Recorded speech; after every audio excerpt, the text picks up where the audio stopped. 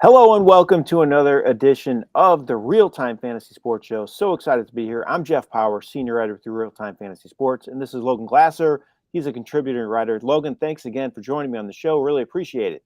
Yeah, thanks for having me on, Jeff. So on today's show, we're going to do a best ball extravaganza. We're going to talk all things best ball. These drafts are more popular than any drafts on our site at this point. So we're going to do a deep dive into it. Talk about strategies, go over each position, talk about players we like, players we dislike. We're just going to go all things best ball on this show, right, Logan? For sure. And best ball has really taken over the industry just within the last couple of years. It allows users to draft 10, 20, hundreds of teams. And it's all about the draft in that aspect. You don't have to do that day-to-day management with them throughout the season. Yeah, if you aren't familiar, best ball is you draft your team, you set it and forget it. You don't have to set your lineup. The system automatically puts the best scores in your lineup each week. So it's super easy. It's a ton of fun. And like you said, it's the fastest growing fantasy game out there in the industry. So we are super excited to talk about all things best ball today. Also, we are excited to do another giveaway today. We're giving away another spot into the RealTime Fantasy Sports Fantasy Championship. This is for a chance to win $500,000, $500,000. Leagues are drafting live, even slow drafting every day until the contest sells out. And we also give away league prizes too, $1,600 in league prizes in addition to the overall championship as well. This prize is valued at $300. You must be a legal U.S. resident, at least 18 years of age to enter the contest. Also, please play responsibly. For help, call 1-800-GAMBLER. So we did this contest last week as well. I gave a pretty good question. It kind of stumped the listeners out there a little bit, Logan. I have another good one this week as well. I'm going to get into that here in a little bit, though. I'm not going to give you that question just yet.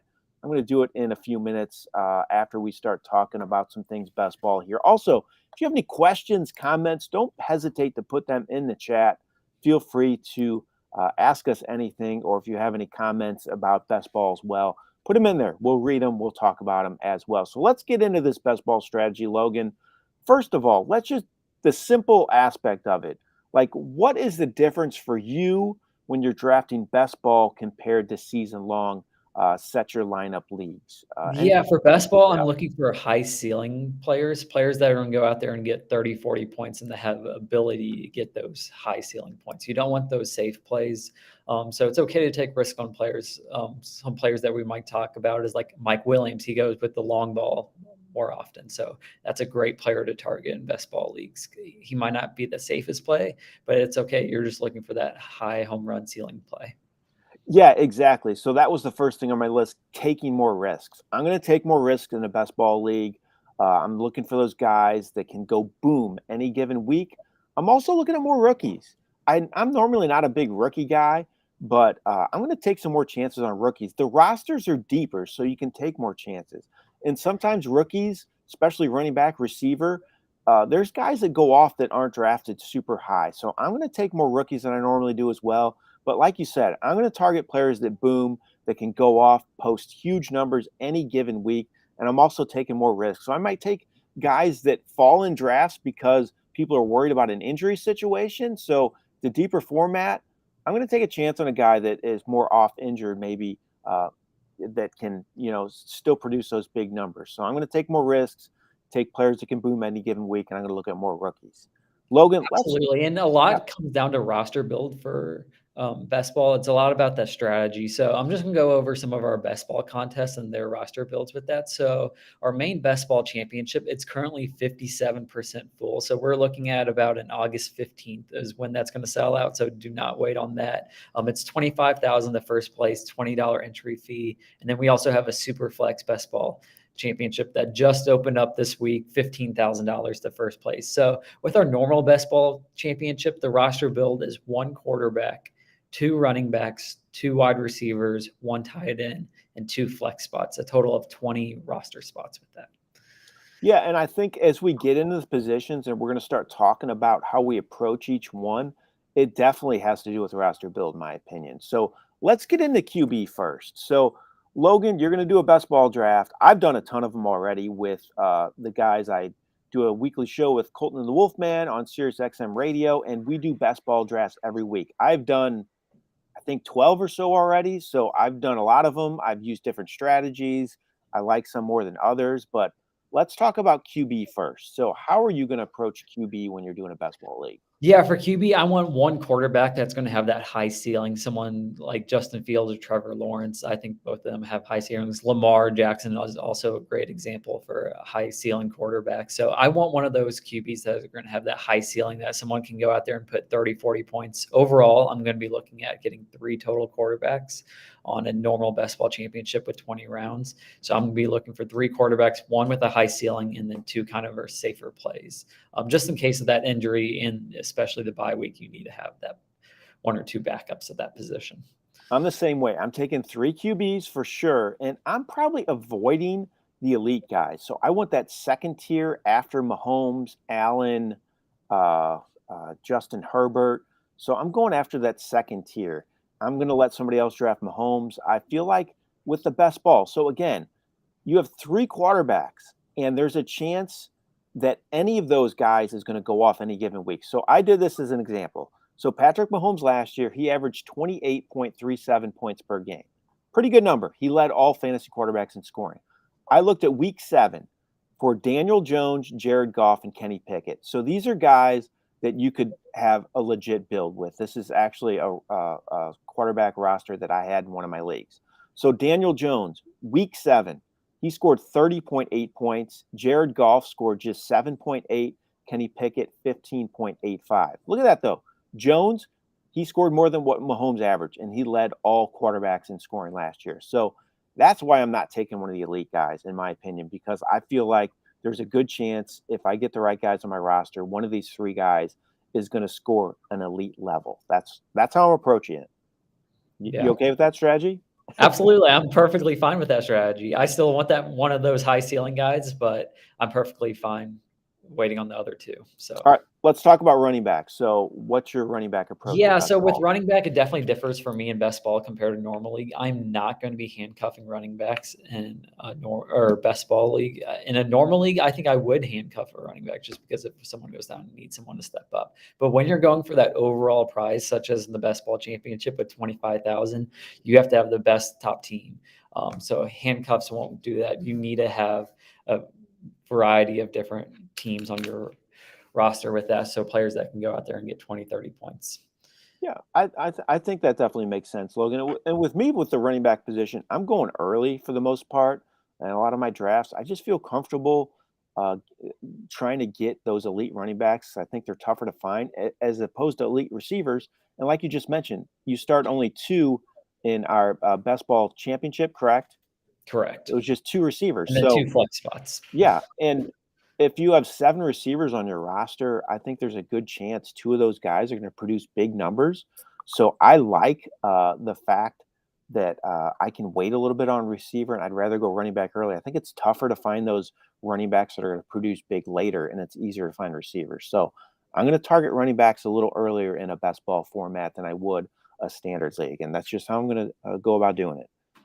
Yeah. All right. Let's talk about receiver now, Logan. What about your thoughts on that position? Yeah, I think this is where hinted you at have what I'm going to do on a roster build. So I'm going to be looking for 7 to 8 wide receivers, just because that's going to be your position that you're going to most need, and it's also the deepest in the player pool with the wide receiver position. You're going to be getting starters in the rounds 13 through 15 for a team compared to a running back where you're just looking for backups. So I'm going to be filling my roster with 3 quarterbacks, probably wanting around 5 to 6 running backs. And then for that wide receiver position, looking at 7 to 8 wide receivers to round that out. So it's definitely the top 1 I want there. Yeah, I'm the same way. I'm going to get 7 to 8 receivers on my roster. I might wait a little longer than I would in standard season-long leagues where I have to set my lineup, but I think you can get good secondary options like a Chris Godwin. You can get him later, and he's a guy I think could produce like a number one. That's one of the reasons I'm kind of waiting in a best ball format. Again, I think it's easier to find a receiver later in your draft that could go off than a running back. So that's why I'm going to go ahead and wait a little longer in a best ball format. I'm hoping those guys, again, it's just two spots on your roster. So even if you get 1 week out of a player like a Nico Collins or something, or Tank Dell, another Houston Texans player, you just get 1 week of play out of him. I think it's beneficial. Yeah, Zay Jones was a great late round pick Exactly. for Jacksonville, so he definitely provided a lot of value to players in our best ball leagues. Let's talk about tight end now. To me, I'm doing a little bit like quarterback. How about you? Yeah, I'm kind of the exact same way. If I can get one of those top players that are kind of falling past their ADP, I'm going to get them someone like Mark Andrews, DJ Hawkinson. If not, then I'm going to go ahead and wait. I think there are some very good options late in the draft. Some guys that we've kind of talked about is Jawan Johnson going late, Irv Smith. So there's definitely some options later. But if you can get one of those kind of higher type players, I want that. If not, then I'm perfectly fine waiting and getting 3 or 4 tight ends at the bottom. I'm going to take 3 tight ends like the QB. I would never take 3 tight ends in a normal league. That's a play out every week, but not like quarterback. I'm okay with trying to get Kelsey or something along those lines because it's a little different, in my opinion, than the QB spot because Kelsey, he's going to outscore a lot of those tight ends. It's a little tougher, in my opinion, to replicate that high-end scoring you get from a Kelsey or Mark Andrews. But I'm still taking 3 tight ends. I think that's a way to go. And I'm going to do that. So let's get into defense and kicker before we move on and start talking about specific players and do this giveaway. So what about those positions? Yeah, I think this is the most important position for strategy-wise for best ball. Personally, I'm going to be taking 2 defenses and 2 kickers in all of my leagues. I think it's just too crucial not to have a 0 on your team for 1 week when one person's on a bye. And also in that case that they don't perform well, you have a backup option there. And even though it's just a couple of points each week compared to I'd rather have that extra couple of points than having another late round flyer wide receiver to make it 9 instead of 8. I would personally just like that too. I agree. I'm torn on this. At times I take 1 and at times I take 2, but I really think that taking 2 is a smart way. Like you said, you don't want to get a goose egg, especially if you're in one of these big championships. So I think it's very important that you optimize your points as much as you can. And if you have just 1 defense or kicker on your roster, you're not optimizing your points because you're getting a goose egg. All right, let's talk about our giveaway. We also have a question in the chat as well. Someone asked, where will Dalvin Cook and Zeke end up? You have any thoughts on that, Logan? Yeah, personally, I'm kind of thinking Dalvin Cook might end up with the Jets. That's definitely a rumor that's been going around, especially with Breece Hall coming back from his ACL injury. So I think that would be a very good fit for him to go to their contending team this year, hoping to make the playoffs. They're going to ease Breece Hall in, I think, the first couple of weeks, especially coming off that big injury. So Dalvin Cook could immediately play a huge factor into that offense the first couple of weeks. But then once Hall gets going, it's going to be his show there. But they can definitely use Cook there. So you kind of think with what happened yesterday with Aaron Rodgers too, reworked his contract, freed up a ton of money. I mean, it seems like they're trying to angle to do something. So it makes sense to me that Cook would go to the Jets, especially after seeing that, right? For sure. And then for Zeke, I think he personally will end up back with the Cowboys. I think there's several different options for him, but the Cowboys just make the most sense to me where he's going to end up. They kind of need that running back 2 role behind Pollard. So I think that makes the most sense. I was going to say the Cowboys too. You said both teams, so we're thinking on the same page here, Logan. So we think Cook to the Jets, Zeke back to the Cowboys. I mean, there's definitely lots of different options where Cook could go. You got the Patriots, you got the Dolphins. We got another comment for the Chiefs, but there's definitely lots of different options. But I think the Jets make the most sense for Dalvin Cook. I agree. Let's do this giveaway now. We're giving away an entry to the Fantasy Championship. It's our biggest contest on our site. $500,000. Leagues drafting every week, all the time. Slow live drafts. Sign up sooner than later. You don't have to draft right away, but it will sell out. So I suggest sign up sooner than later. This prize is valued at $300. You must be a legal U.S. resident at least 18 years of age to participate. Please play responsibly. Call 1-800-GAMBLER if you have any issues. All right, here's the question. Let's go. Let's see. First person in the chat that gets this wins. So I stumped Logan and our producer as well, Heather. So let's see if you listeners can figure it out. All right. Austin Eckler was first overall in fantasy running back scoring for the season last year, and he was also first overall the last 3 games of the year, averaging 22 fantasy points per game. Who was second in fantasy running back scoring the last 3 games of the season behind Austin Eckler?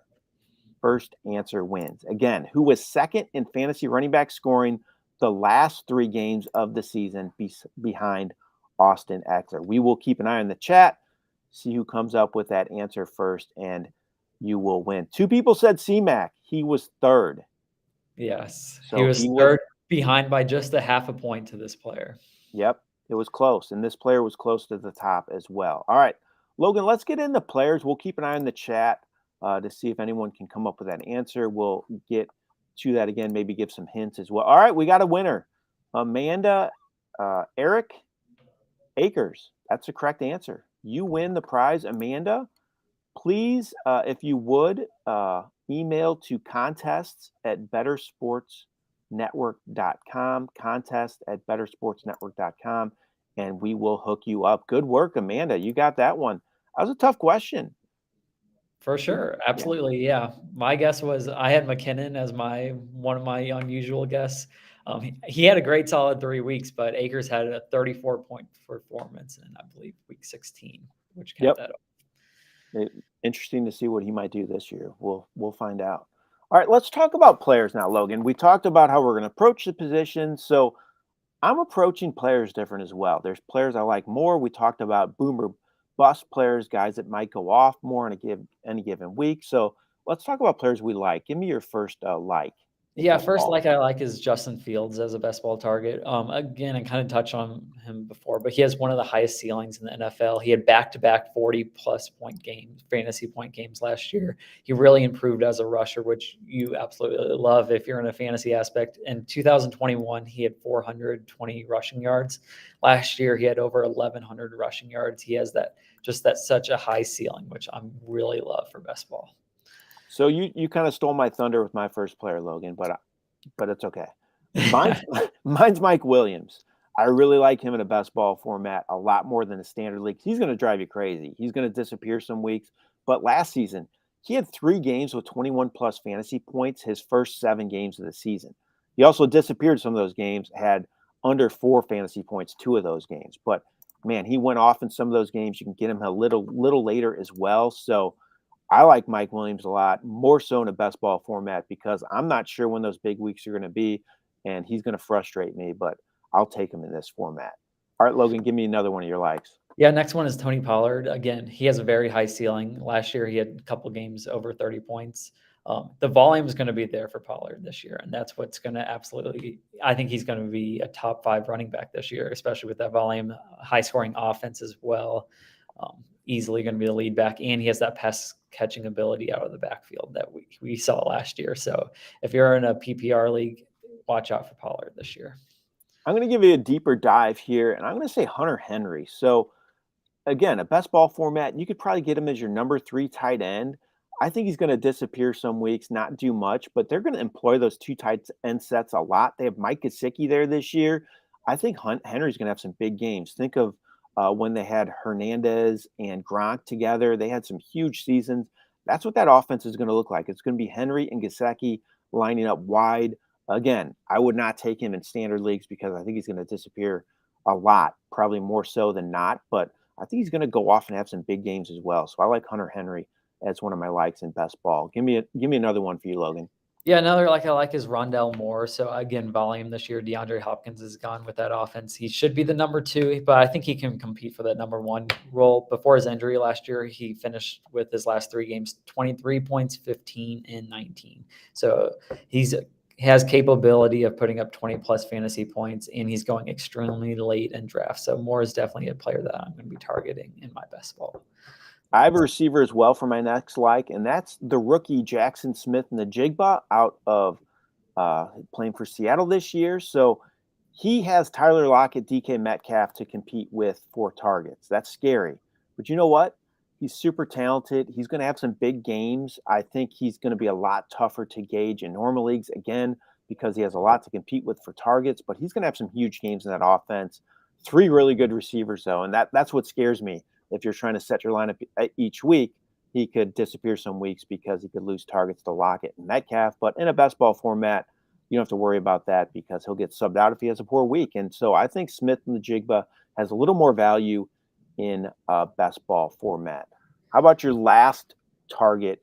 Yeah, last target is going to be Jameson Williams. So it's different from what I would do in a normal league. So I would not be taking him in a normal league, but with it being best ball, I think it's okay to take zeros with players that are going to be coming off of suspensions or injuries with that. So Detroit's going to have an explosive offense, and he's going to be such a steal after those 6 weeks are up that he's going to be missing. So definitely in best ball leagues, I'm going to be looking at taking Williams.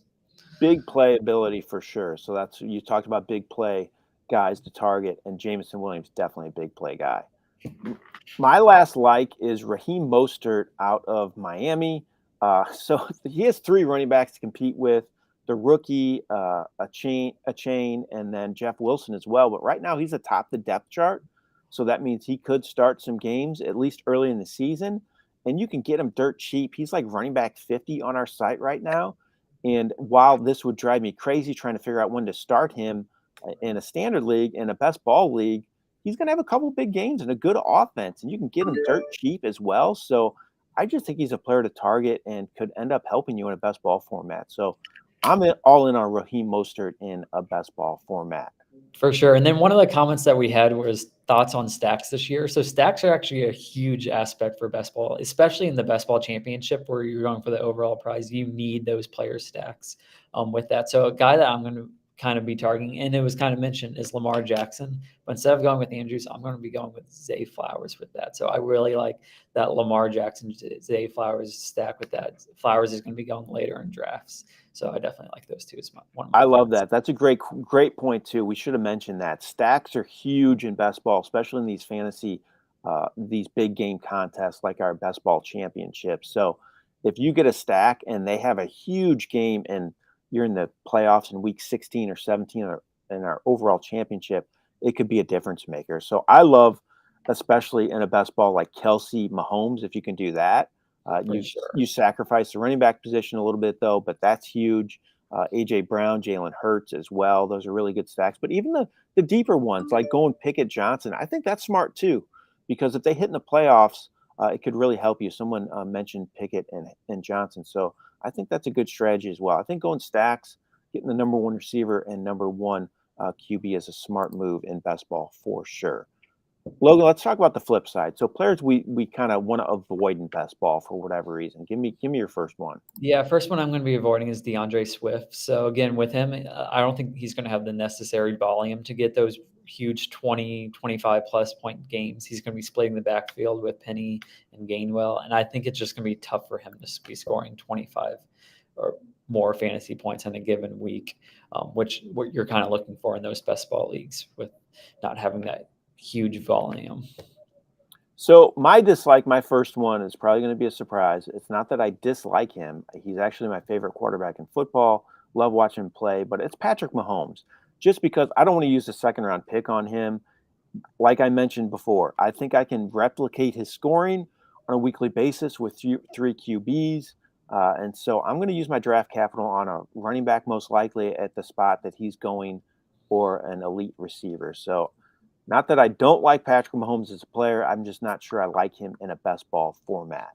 All right, Logan, give me another one of your dislikes. Yeah, next one I'm going to go with DJ Moore. I think he's fine in standard leagues, but with best ball, I think it's very high for him to get a huge ceiling as well. Last year, Fields only had 2 games above 200 total passing yards. And again, it's going to be just so hard for Moore to have that huge volume with looking at 25 to 30 fantasy points for him. You're looking there. But I do think he's a good option in standard leagues. But again, with best ball leagues, we'll be avoiding him. Agreed. My next one's a receiver as well. And that's Odell Beckham. So he signed with the Ravens to take over as their number 1 receiver. He's getting older though. He moves to a run-first offense. I don't think he's going to have a lot of huge games. I want players that are going to have huge games. I think Beckham's going to be pretty ho hum most every week. I'd rather have Andrews if I'm taking anyone from that passing game. I just don't trust Beckham to post big numbers this year, and so I'm avoiding him in best ball formats. I don't think he has that boom factor like some of these other players at the receiver position. All right, give me another dislike for you, Logan. Yeah, another wide receiver that I don't think has that boom factor is going to be Keenan Allen. I think he's a very safe play for about 10 to 15 fantasy points in a game, but he lacks that huge games, and especially at his age, they brought in Quentin Johnson. So it's a wide receiver room is a little bit more crowded and with Los Angeles. So Allen is a player I'm going to be avoiding. So I got another player, the tight end, first one we've talked about at that position, and that's Dalton Schultz. So I like the move to Houston for him, but I don't like him from a fantasy perspective in best ball. He only topped 20 fantasy points one game all of last season. So I'm not sure he has many big games moving to Houston. So I think he's going to be pretty ho hum most weeks. And you got to get him as a low end number one tight end if you're drafting. So I think that draft capital is too high for a player like Schultz, who I think is just going to post mediocre numbers throughout the season. In the end, his numbers will probably look okay, but overall, from a best ball perspective, I'm not sure he's going to be a huge difference maker for fantasy teams. All right, Logan, your last dislike. Yeah, last dislike is going to be DeAndre Hopkins. I think he's just going too early in drafts for me to take a risk on him.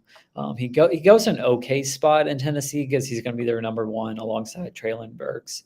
But their offense, I think, is really going to struggle this year. They got Ryan Tannehill. They also drafted Will Levis, but we'll see how that plays out. I think Tannehill's still going to be a starter for at least the majority of the season this year, as Levis is going to kind of be in a learning situation. But it's hard for me to see Hopkins have those massive games that we saw from him a couple of years ago. I agree with that. Not a great landing spot for him. My last dislike is Aaron Jones of the Green Bay Packers. So he's getting older, but the main thing for him, his numbers were great in the end last year. He was seventh overall in fantasy running back scoring, but he doesn't have a lot of big games, just 4 games with 20 plus fantasy points. His numbers are always around that 11 to 12 range. Again, best ball, you're looking for big numbers, huge weekly numbers, guys that can go off. And I think Jones is going to be ho hum. I'd rather take a younger back with higher ceiling that can post those big games, even like a J.K. Dobbins and a run first offense in Baltimore. I'd rather have him than Aaron Jones, in my opinion. I just think Jones is going to be too mediocre for my likes in a best ball format. All right, Logan, that was all things best ball. Again, we mentioned it at the top of the show. We have all sorts of drafts, best ball formats here at Real Time Fantasy Sports. We have our championship, best ball championship. That's over 50% sold out at this point, isn't it, Logan? Yeah, it's 57%. We're on target to sell out around August 15th with that. So definitely do not wait. That's going to be sold out probably almost a month before the season starts. Yeah, correct. And then we have a super flex one that just opened up as well. That should be a lot of fun, and that should do well also. So get into that one sooner than later. We have different ones on our site as well. You can do dime best ball, just $10 to get in. Go to rtsports.com, click on that money league link. You can see all of them on there. We have one more question before we get out of here, though. Someone said, I find myself always drafting 2 bell cow running backs, a flex running back, and a top 3 tight end because any wide receiver is so deep. Am I losing out? But like I said, in a best ball format, I don't think you are. I'm okay with that. Like I mentioned earlier, I think a receiver is super deep this year. What's your thoughts on that? Yeah, I think that's perfectly fine as well. A lot comes down to the roster build of that league that you're entering. Again, if you're entering the best ball championship, I think that's perfectly fine to go with that strategy. Correct. And again, congratulations to Amanda Eric for winning the fantasy championship giveaway today. She got the question. It was a tough one. And I appreciate you tuning in and watching. And congratulations to you for winning. Hope you do well in the championship. Logan, thanks again for joining me on the Real Time Fantasy Sports Show. Always a lot of fun to do this. I like the interaction as well with our viewers out there. A lot of fun talking to everybody, getting questions also, and good to interact with you. Yeah, absolutely. Thanks for having me on. Again, best ball has absolutely taken over the fantasy sports industry. If you've not tried one of those leagues, jump in at RT Sports. Lots of different options that we talked about. You got dimes from $10. You also have Dynasty Best Ball. We haven't really talked about that. That's a whole new aspect as well. So lots of different best ball options out there. So make sure to try to join one of those. Definitely. All right. Thanks a lot. This has been Jeff Paur with RealTime Fantasy Sports. And this has been Logan Glaser from RealTime Fantasy Sports. Have a great day, everyone.